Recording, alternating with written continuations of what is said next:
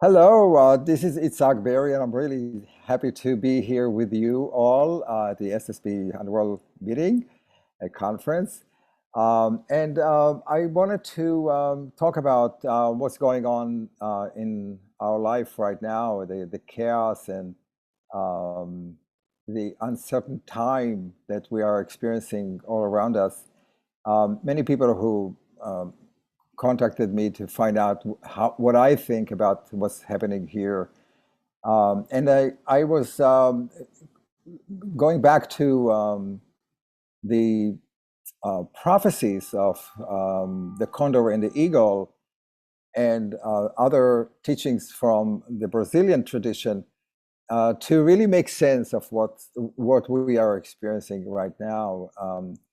And I wanted to talk a little bit about the Condor and the Eagle prophecy that is the root of it is come from the Quichua people of the high Andes of Ecuador. I actually heard it for the first time from Don Alberto Tasso in 1997 when I first visited Ecuador. It was quite surprising teaching from Alberto, who unfortunately passed away this year. And so it was also quite a beautiful way to honor his legacy.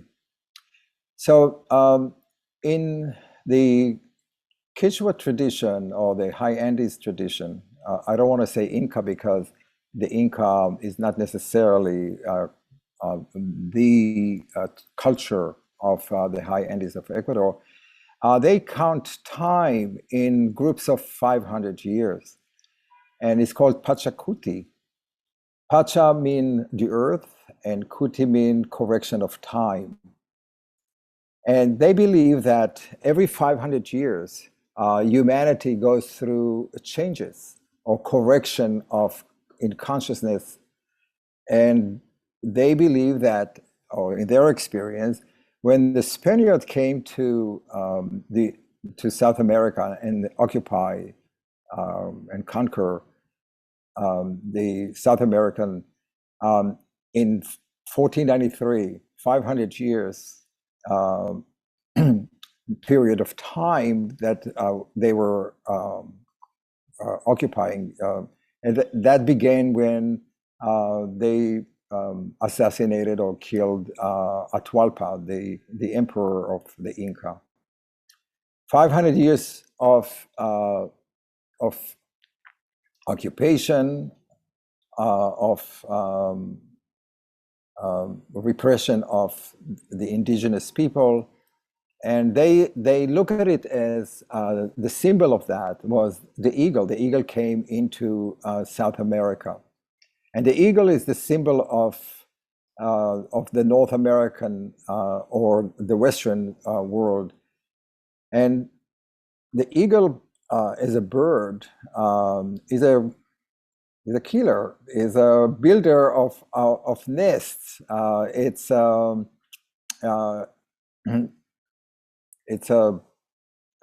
they represent the masculine energy of the Western world, of the mind, and that is what the 500 years of occupation of South America.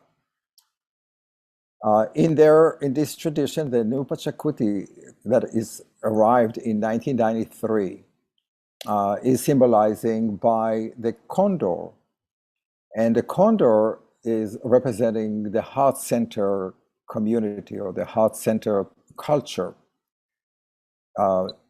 Differently from the eagle, the condor is the bird that eats the dead. It doesn't kill. It's find those animals that are no longer viable, and they are eating their body, or but they don't eat the whole bird.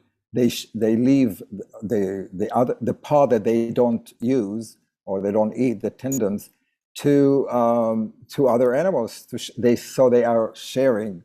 They don't build. They live on the cliff of the mountains, and they raise their children there. So there is a contrast between the condor and the eagle. The eagle, the eagle and the condor are the most powerful birds in the sky. They are both have the widest wingspan known for birds, and they fly the highest. And they fly the highest closer to Tata Inti, to Father Sun. And so they have the highest perspective of life. And that's the common quality between the eagle and the condor. The ability to ascend up into the sky, see life as a whole, as a perspectiveness, and also at the same time, look down and see what's the important issues, or what the important project that they need to work on. But they are also very different. One is a predator, and the other one is living with the earth, living off the earth. And so the South American culture really look at themselves as a symbol. And, in the shamanic tradition, you work with power animals, or you work with animals that are symbols or metaphor for our life. This is how we relate, or how we embody knowledge. So the South American look at themselves as the more feminine condor energy. And this is where the prophecy of the condor and the eagle say that there will be a time, which begins in 1993, where the condor and the eagle will fly together in the same sky, and they will engage in flight of harmony and love, cooperation. It will be a time where there will be the return of the feminine energy, or more of the Mother Earth energy, compared to the eagle energy, or the sun energy, or masculine energy. And this is exactly where we are at this moment in our life. And that's why it is so confusing, because the eagle and the condor are trying to find ways to cooperate, how to work through their differences and create a collaboration and harmony with each other. Where we are now is that, and I think that we all feel this way, is that many people who are in the West that used to embody the eagle consciousness are not willing to give this up. They're not willing to share. They're not willing to cooperate with the feminine energy. They are trying really hard to stick to what they already gain, and they are very fearful of the feminine energy that is coming our way. And that's what we are seeing now all around the world. The return of autocrats, dictators, corporations. Everybody's trying to hold on to power. But at the same time, and that's what makes me so optimistic about this time, with the time of chaos, that at the same time, we see that more and more women and men who carry more feminine energy are holding more positions of power in government, in Congress, in Senate, in corporations. And the direction of that would continue to grow. If you think about the period where the Spaniards came to South America, it took them about 80 years to make the transition from the previous Pachacuti to their Pachacuti. And so we are now in the middle of a storm. We are in the middle of huge changes that are all around us. And that leaves us sometimes confused, sometimes angry, sometimes depressed, not willing to participate in the spiritual work. And we're asking the question, why are we doing it? But I think that if we are going to take the higher point of view, or if we are willing to fly higher and look at life from above, closer to God or closer to Tata Inti, Father Son, we can see that there is a new horizon is rising now, a new period of time, a new hope in many ways. But the old, the eagle masculine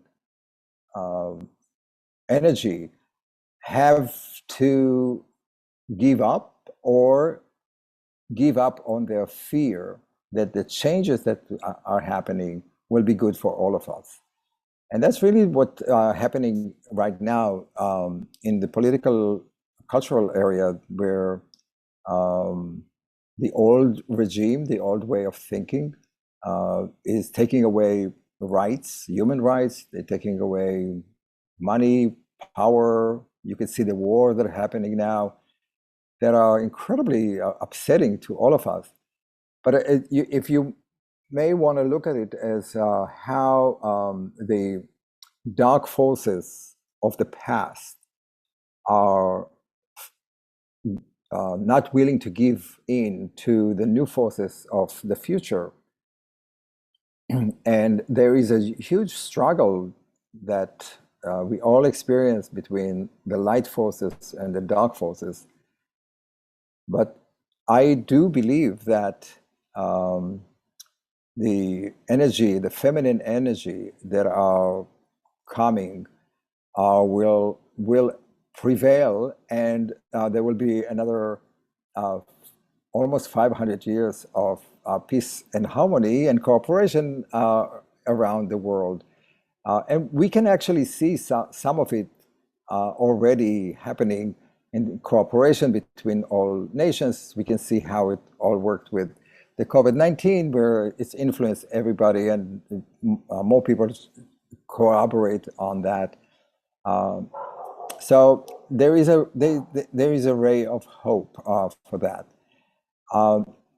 When I went to Ecuador, to the jungles and also to the mountain, I asked the shamans what do they think about that, because it was really very discouraging for me, to be in that huge conflict, and especially when it's related to climate change and to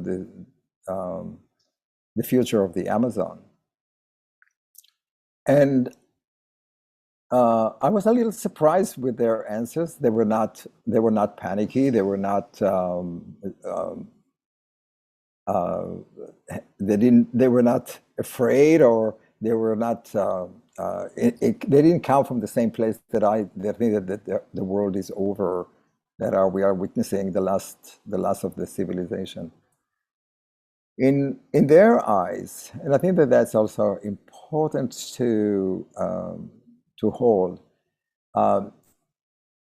Humans, or the human species, is just as important as all other animals on this earth. Our work, the shamanic work, is really to preserve the human race on this earth. And they believe that maybe the role of human on this earth is no longer necessary. And since we are spirit in a bodily, in a human body, maybe our spirit no longer needs our bodies on this earth, and maybe we can travel back to the stars where we came from.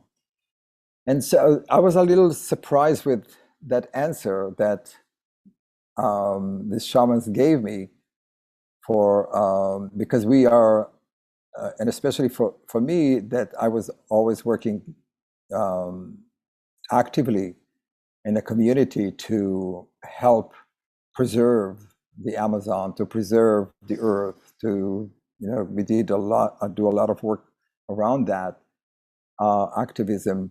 It was a kind of like a little discouraging, but if you take a little step back, or if you take the high road of the high flight of the Condor, you may see that maybe we are too attached to our bodies, or maybe we are too attached to the reality that we created here. One way of us to work through that is to reconnect with the Condor energy, with the Condor medicine, or with the feminine energy. One of the aspects of the Condor and the Eagle prophecy is that in 1993, it was prophesied that the eagle and the condor will fly together, which means also for the shamans of the Amazon and the Andes is to start coming out of their hiding, to come out and start teaching the ancient wisdom of their cultures to those eagles, to the people, the son and daughters of the eagles from the north. And that's really what we see now is happening, where a lot of the shamans from Peru, Brazil, Ecuador, and other cultures are starting to travel to North America or to Europe to teach. And they bring those wisdom teachings to us.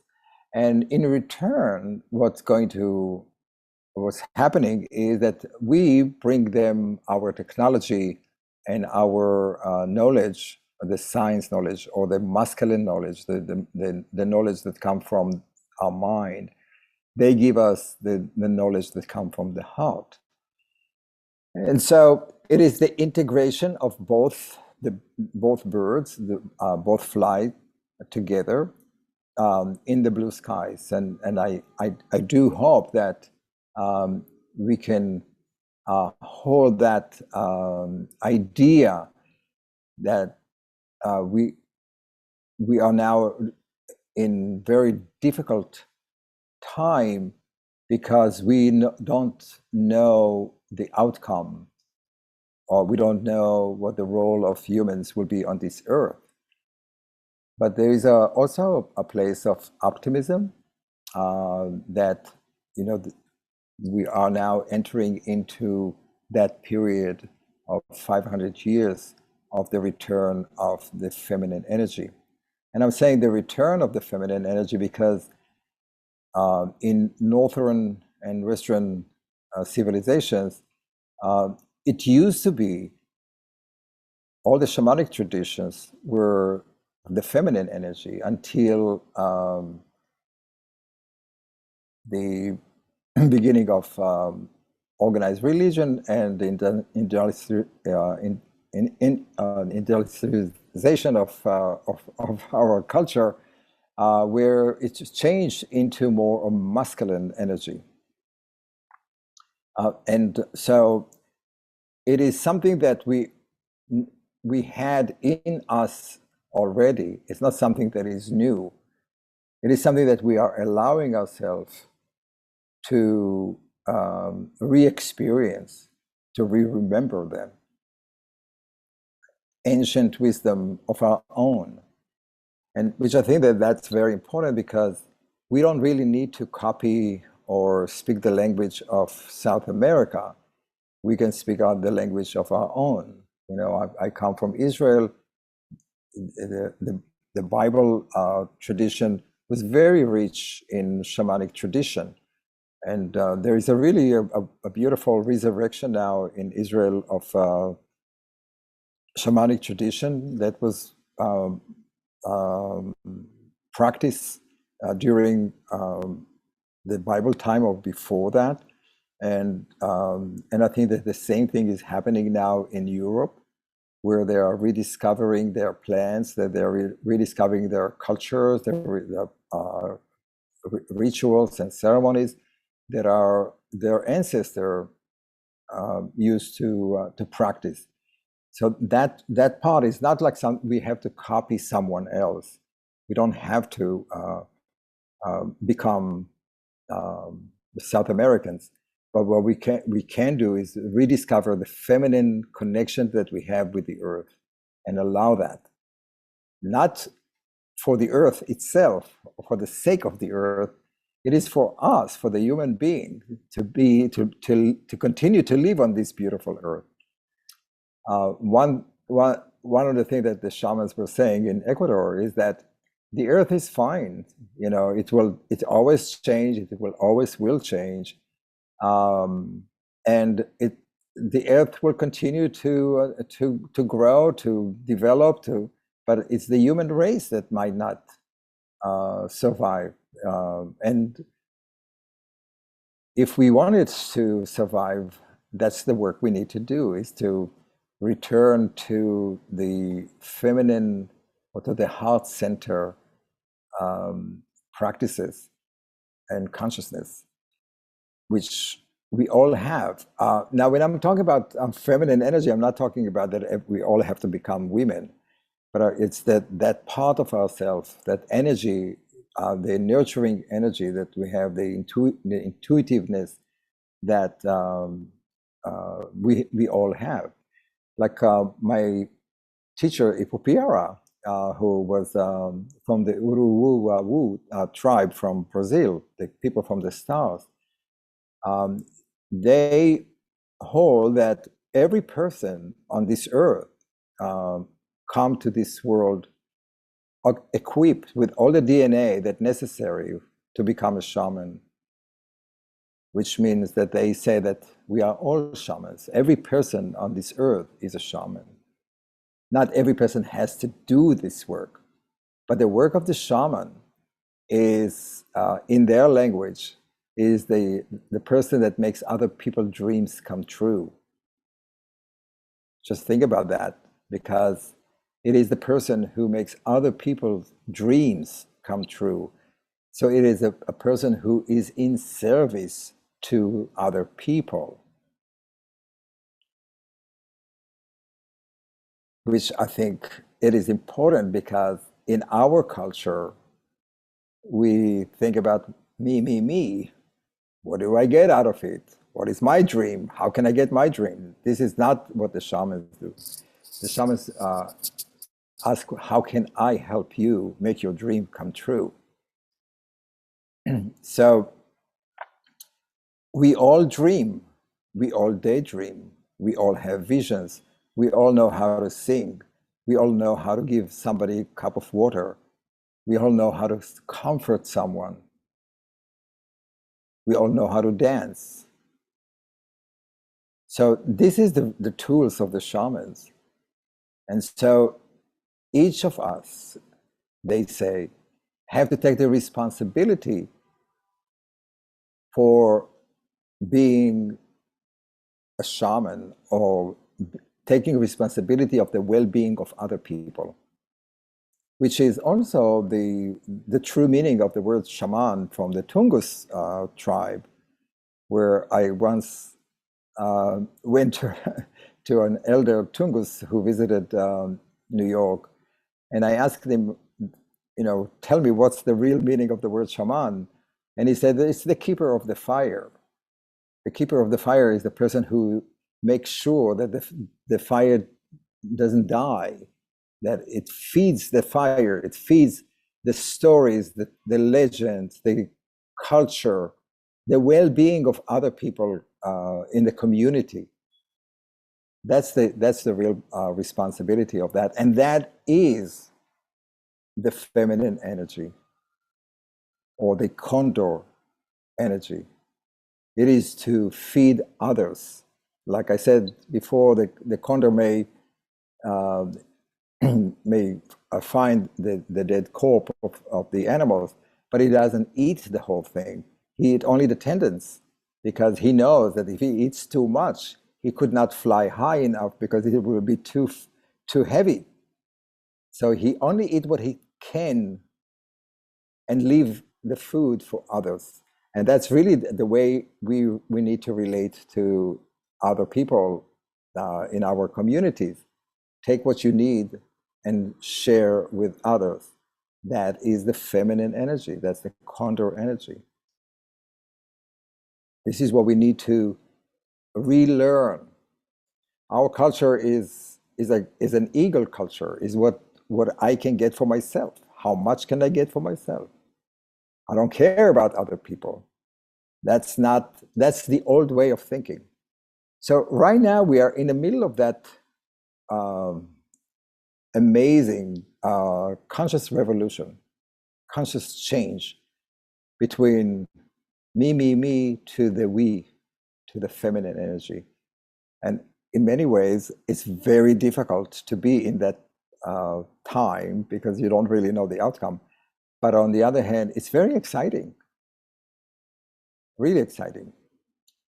I'm a father and I have 7 grandchildren, and I'm always worried about what would be their world or what will be my legacy for those grandchildren.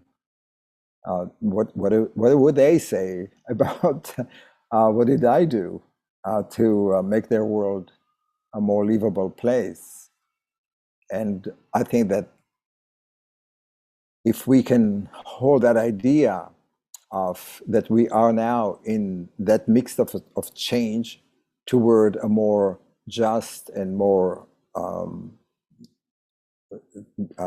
nurturing world, where the the eagle or the eagle and the condor can fly in the same sky, not just one, that can share, that can cooperate, that can teach each other.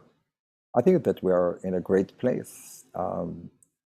Difficult, but in a great place to be. I may not be able to see that in my lifetime, and many of us maybe not. But it's kind of comforting to know that the world is going in this direction. I also wanted to maybe share a little bit of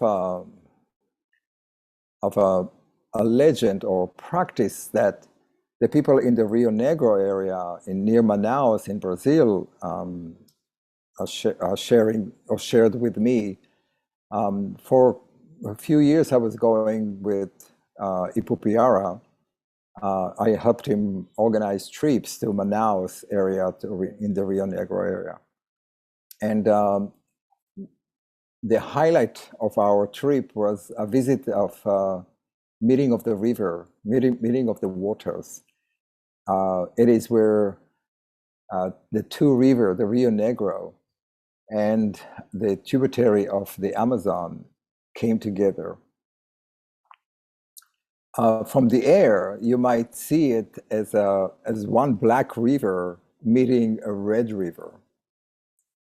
So if you think about it as the condor and the eagle, they are coming together into one place, and through their journey from Peru and from Ecuador and from other top of mountains, they bring with them all the sediments, all the broken branches, all the Coca-Cola bottles, and all the other garbage that they are collecting throughout this huge journey. And you can see sometimes they come and they form like artificial islands with all of this debris. And when they are finally come together, they swim for miles and miles and miles alongside of each other until they merge and become one. And the merging is so difficult for them because the red river is a very cold river, and it has a different speed. It goes very fast, and it has a different fish there. The Black River on the other side is a slower river, and it's a warmer water because the sun stay there, collect more heat, and they have different fish there too, or animals that are swimming there. One has the pink dolphins, the other don't, and they all come together, and then they side by side they are moving into the ocean, and it takes them so long to merge, to bring the two of them together. We are now in this exactly in the same time of merging together the two cultures, the cultures of the West, the Western, or the eagle culture, and the culture of the South, the Condor. And it's not going to happen fast. It has to take time. And that time is where we are now. It's a time of merging. It's a time of learning from each other, getting the temperature to match, to work together, getting the fish to know each other, getting the plants that come from different places around the world together, until we are merging and making the river one river. And that one river will go into the ocean.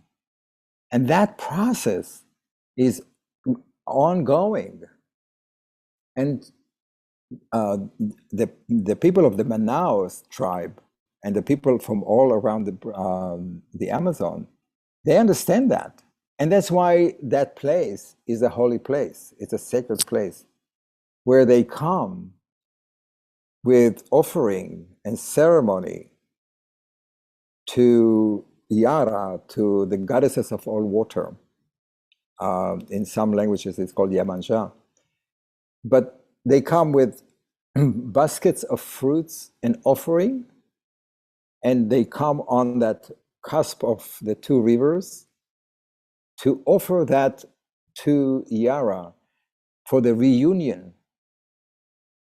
of the two rivers, the reunions of all cultures, the reunions of our masculine and our heart center consciousness. And so these two symbols of the time now are so, so important for all of us to hold and remember. All changes don't happen at once. Although Don Alberto Tazzo, when he was telling us this story, he was telling us about the 2012, that exactly on December 21st, on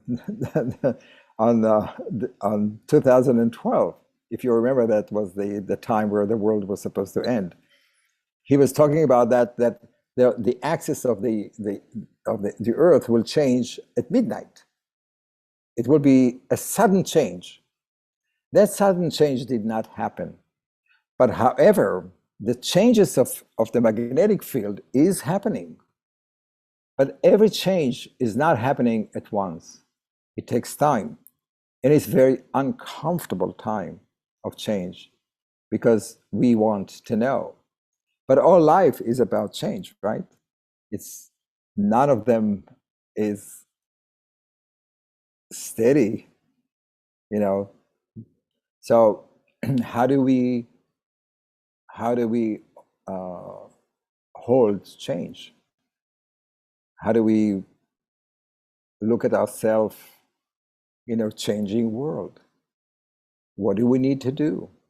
Do we need to be an activist, to march and protest, or do we need to let go and just accept fate? Those are the questions. I do believe that we need to be an activist, because every shaman is an activist, is trying to change a static, toxic situation into a flow of the river. But on the other hand, we also have to hold the idea that the world is, or time is, moving into a different direction. And we have to hold that in our mind and accept that, accept the change. So those two, the prophecy of the condor and the eagle, and this ritual or a place of the meeting of the waters in Brazil, was a very important teaching for me, because I'm very impatient and I want to have my way, or make the world real fast, very, very good, very harmonious for everybody. But we also have to realize that we are here to serve, or we are here to learn faith or trust in the universe. And those two birds, the condor and the eagle, they are the teachers of faith, because they do fly high in the unseen world. When they fly, they rely on the current of the wind, and the wind is unseen, and the wind will take you to wherever it needs to be, not wherever you want it to be. So those of you who have power animals or teachers as an eagle or condor, it is that teaching, the teaching of being of faith, of trusting God, trusting that wherever you go is exactly the right place for God, or for spirit, or for the wind to take you, to guide you to where you need to be. And that's the time where we need to truly practice it,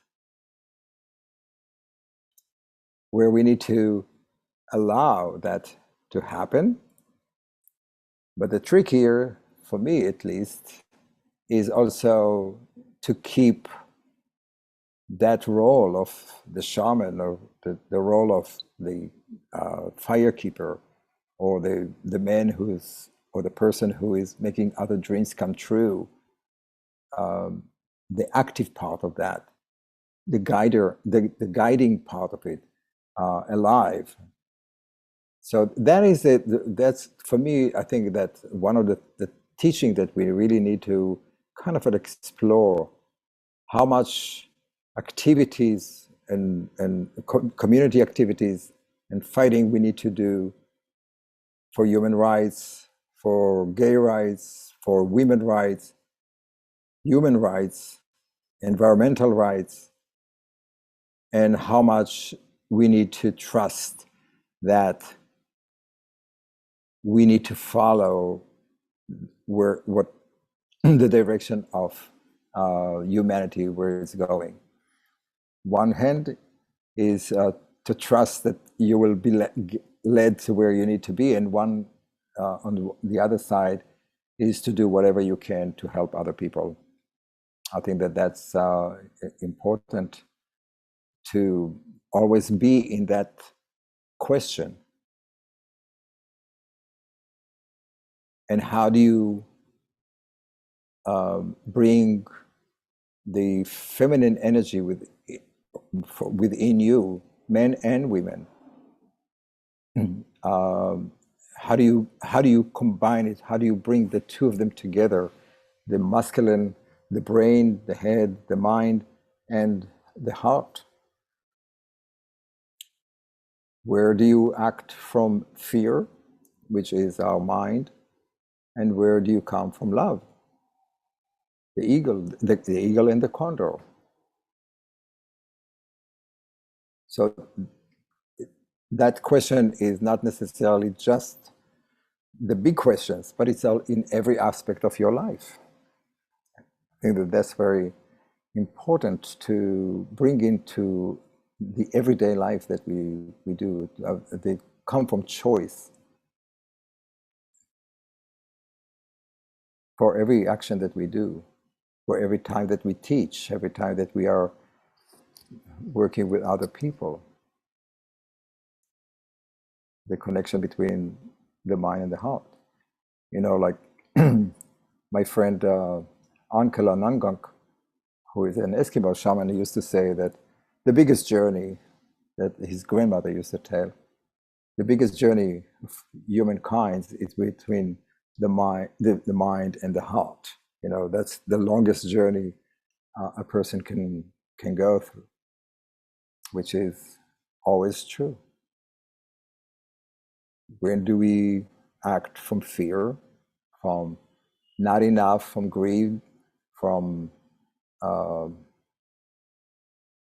fear of not having enough, scarcity, or where we come from abundance, with sharing, the Condor energy.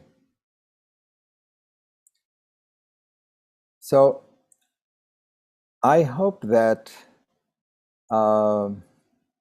you take something out of that talk into your life, that there's nothing wrong being confused, upset, angry about many of the situations that are happening around our country and the world, but also to hold the faith, or to hold the heart space to a more optimistic, more a harmonious world that is coming toward us, and we are in many ways witnessing that rebirth of humankind. I want to thank you for listening, and I want to thank the Shamanic Practitioner Society for having me here. And if you have any questions, you can always contact me, and I'll be happy to engage and speak to you.